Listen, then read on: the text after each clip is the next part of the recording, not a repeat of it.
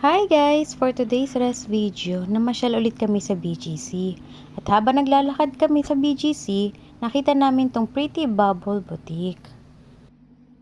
Na-curious kami kaya pumasok kami sa loob kasi ang daming cute na tuta.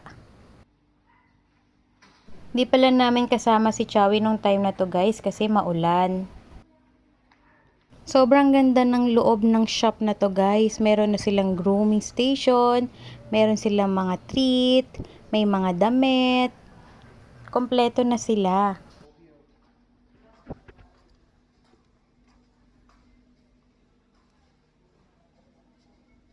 Meron din silang cookies na pang-aso. Sobrang cute ng itsura. Dito naman makikita yung dog accessories, dog food, dog treat, at iba pa.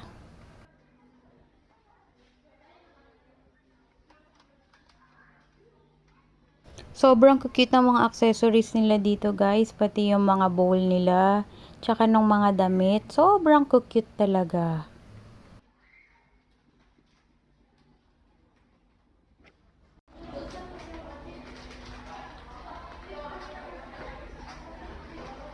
Ito naman yung price ng mga grooming nila guys.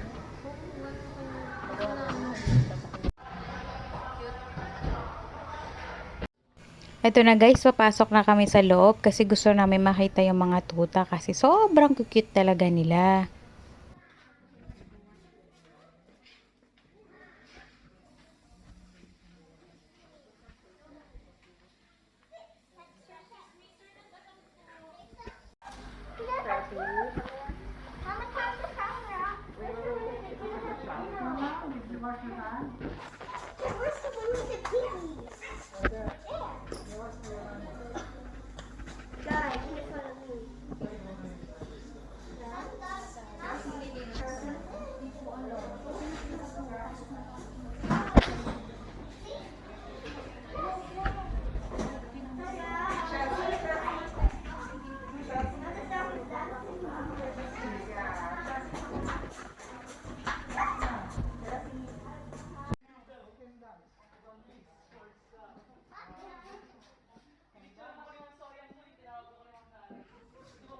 Tapos, pagtingin ko sa taas guys, nagulat ako sa presyo. 350,000 pesos.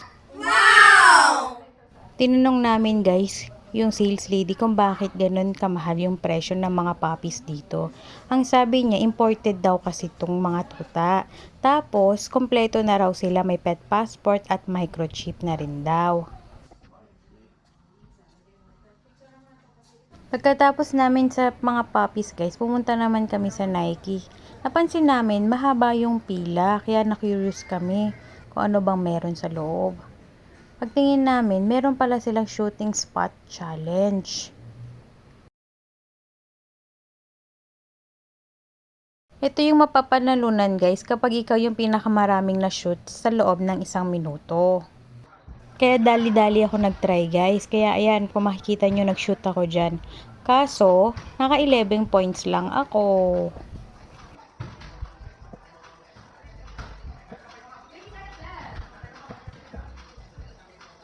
Nung time na yan guys, 80 points na yung pinakamaraming na-shoot.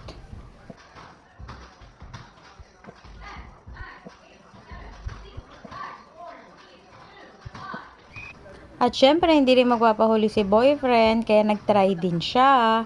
Kaso, naka 30 points lang siya kasi mahaba daw yung kuko niya eh. Pag nag-nail cutter daw siya, for sure daw 90 points siya. Ayan, may nakuha siyang reward cards na 30% off. After nun guys, naglakad-lakad naman kami sa High Street.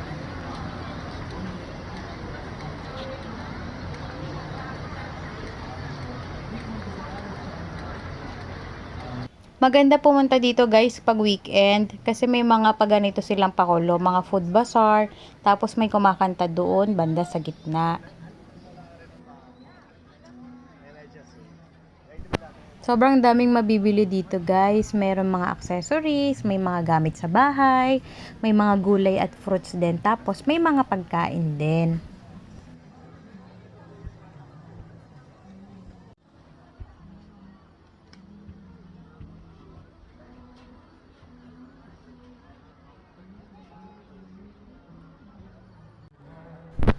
Pagdating namin sa dulo, nandun yung kumakanta.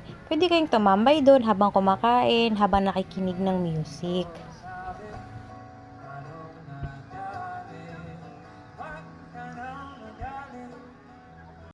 Yun lang guys. Thank you for watching. Follow for more videos. Bye-bye!